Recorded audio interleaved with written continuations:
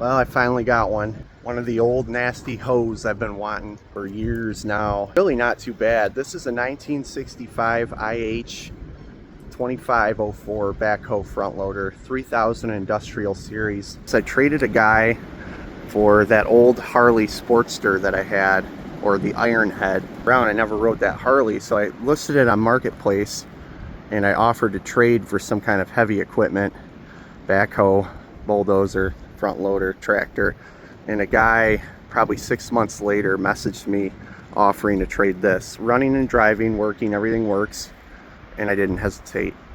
The problem is it's massive, so you can get these cheap because they're huge machines. I mean, this is 12,000 pounds with all the weights on it. I have no doubt that it's 12,000 pounds. Google puts it at 10 to 12,000. We're on the upper spectrum of 12. And I just barely got it here. It's really sketchy moving these, and that's why you can get them cheap, is because nobody can really pull them or transport them. Now when you get into the smaller backhoes, like the 3-point attachment ones and stuff like that, you're $4,000, $5,000, $6,000, $7,000 because people can move them, they can transport them. So the more compact ones are very highly sought after compared to these old Goliaths, these old massive ones. And you can, on the lower spectrum with problems and lots of rust, you can get one for like $2,500 all day. Well, let me make sure this gas isn't leaking out. I was just running it. I got to take apart this carburetor here and clean that all out, reseal it. It needs a few things, but it's really not that bad. Like I said, this is the 1965 International 2504. I think it's also an industrial series, 3000 industrial series. So I don't know if it has both badges. You know, maybe somebody watching will know better. It's got a shuttle transmission. You got a clutch in, and this, once you put it in gear, like you got first, second, third, you know, right here, then you put this either forward to go forward or reverse to go reverse after you clutch in and clutch out. It's kind of tricky. I'm really surprised these tires have life on them. You always see these really wore down. This machine was actually pretty well maintained, taken care of. The parts that needed to be replaced were replaced. It has some small hydraulic drips. It's not running out, so I can deal with that and just top off the hydraulic fluid.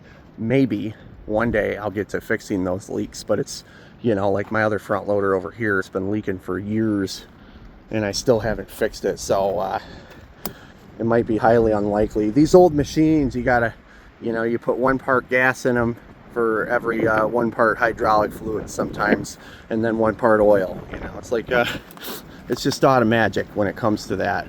But everything works really good. It's got really good hydraulic pressure, and it can pick itself up, which is also surprising to me. A lot of these older machines can't pick themselves up anymore, and that's one thing. If you're shopping for one of these or you're about to buy one, make sure it can pick itself up, its own weight up, with its front loader and with its backhoe. And that's a really good telltale sign that it's in good health, if it can still pick itself up. Here's another great indicator. See how it's still holding its backhoe up in the air as I've had it shut down and sitting here for a few minutes. It hasn't really slumped down. It's not sinking. That's another really good indicator that its hydraulics are in decent health still. They're not the best, but they still are in decent health. Like the valves in the hydraulic valve body are still okay. Good enough to hold it up in the air. The front loader does the same thing. That was a really good indicator to me too. And every single one. Okay, so if you're getting into these old tractors, I can almost guarantee you, if you are looking at old gas powered tractors, here is the biggest problem with them. If they're not running, or they're running like shit, or they're not running right, it's always primarily the points and condenser. Let me see where it's at. If it's not the carburetor, it's the points and condenser, and most people go right after the carburetor. I've made that mistake in the past and been very frustrated and wasted days. But right here is usually your culprit, and you take this cap off here and you clean out these contacts on the inside of this. I might make a video about this. I'm actually about to replace this one. I just ordered it all new. Even though the machine does run, it runs pretty good, it runs okay. I can tell that it would run a lot better with a new cap, or distributor cap, points, condenser, all that. Spark plugs. My spark plugs look a little rusty. looking in at them. But once you replace that, I can almost guarantee, as long as your carburetor's giving gas to the engine, I can almost guarantee you that your tractor will almost run like new. As long as it's got compression and gas, the points and condenser make all the difference. When they sit for a while, you get moisture up under this distributor cap here, and then these contacts on the outside of the distributor cap start getting corroded. And a lot of times you can check your clearance in there and you can clean it up with some sandpaper and get them going for a little while longer, but they are very finicky. And the best solution I have found is just ordering another distributor cap and putting it on there, and they run like brand new. Even if you do get this thing spotless, sometimes they still aren't quite right for whatever reason, whether it's residual moisture in there, I don't know what it is, but definitely worth the 15-25 bucks just to buy a new distributor cap.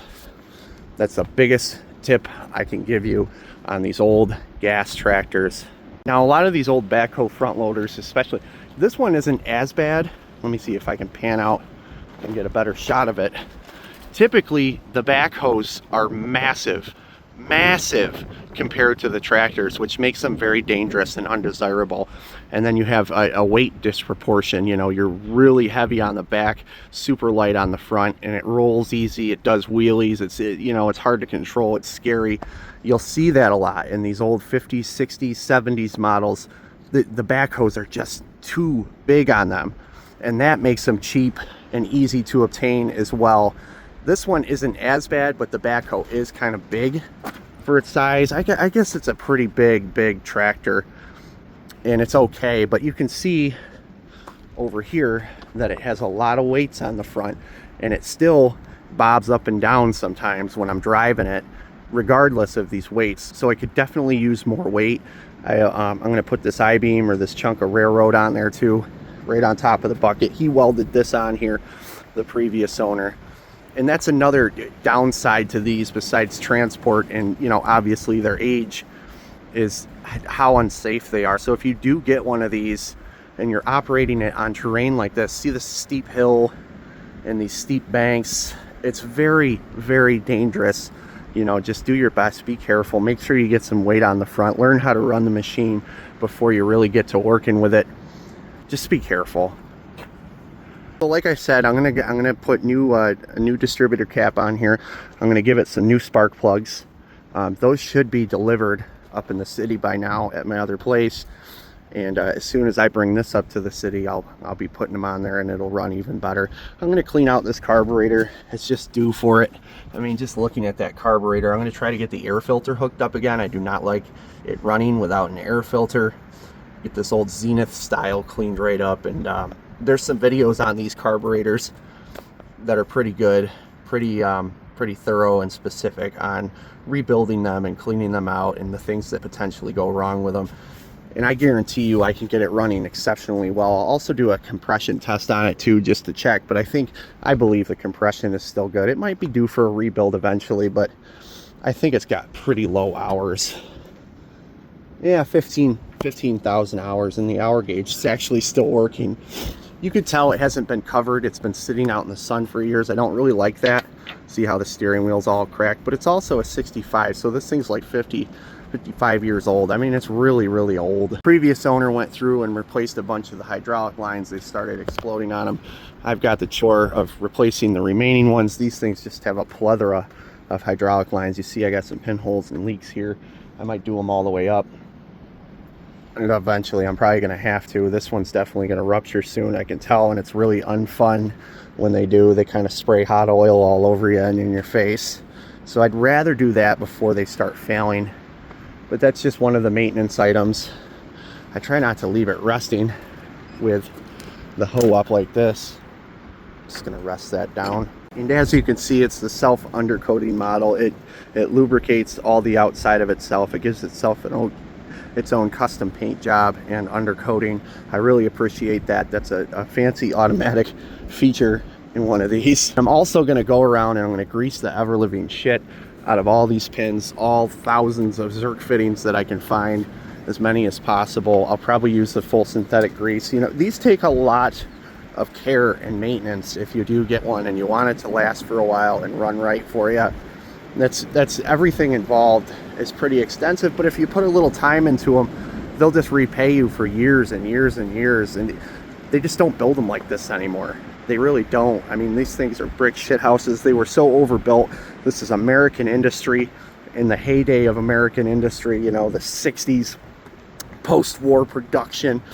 I mean, the care and the attention, there wasn't value engineering or greed as much as there is today. So you really got what you were paying for back then at a really good price.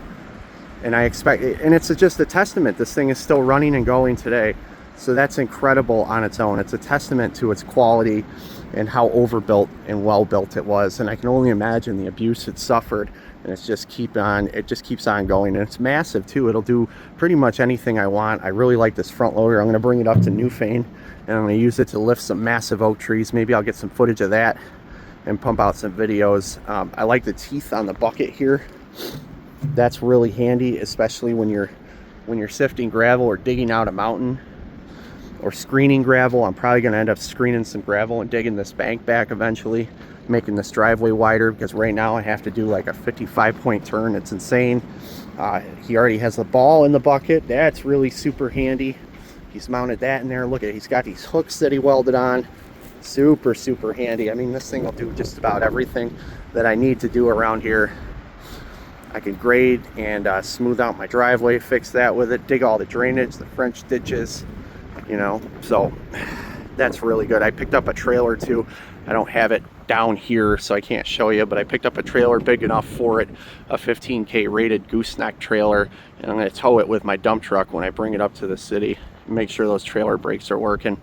Check this out too. All these old books came with it too. This guy was real thorough that owned it, and the previous owners, you know, here's your shop manual, here's your parts catalog, parts catalog with all the part numbers, 504, 2504 tractors, every part number. That is super handy. Man, this wind is terrible today. Anyway, this one has the C153 engine, manufactured by International from like 1965 to 1973. A few years in production. It's not a bad engine. It's sleeveless, about 45 horsepower. I don't know how many foot-pounds of torque. And it's got a 5-speed shuttle transmission. Shuttle means this rod makes you go back and forth, basically. Pretty stout engines. I always assumed that most of these had the Ford inline 4 industrial motors, and that Ford made them for every brand. But up until I got this one, I didn't know that International was building engines back then. So it's pretty neat. Seems like a pretty good stout engine. Pretty decent power for these models. I mean, 45 horsepower doesn't seem like a lot, but it's good for a tractor, especially what really counts are your foot-pounds of torque. Like I said, I'll probably make some more videos on this as I mess with it and progress with it. Thank you for tuning in for the time being. I hope to see you again soon.